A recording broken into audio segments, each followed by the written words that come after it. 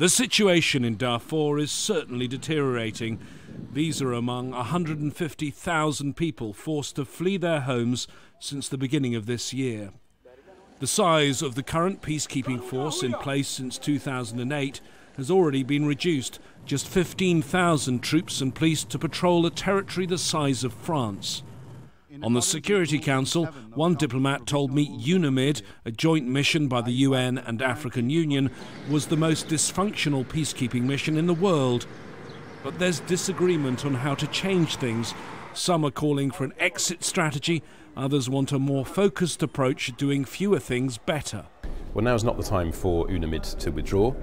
Instead, we need to reconfigure its mandate so we focus even more of its effort on its core role, which is protecting vulnerable civilians.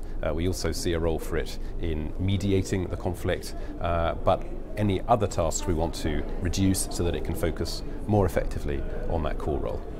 The government of Omar Al Bashir, recently re-elected as Sudan's president and indicted in 2009 on war crimes charges related to Darfur, has said in the past that he wants UNAMID out of his country. And the acting head of the mission was pretty clear when I asked him about the problems he faces. We can leave Darfur in a year if the government creates the necessary conditions to make that possible. And those conditions have to do with the security, the protection of civilians, the guarantees for their protection and their security, the ability to go back home without fearing that they might be attacked or something. We also need to have engaged and encourage the government to address the root causes of the major intertribal conflicts.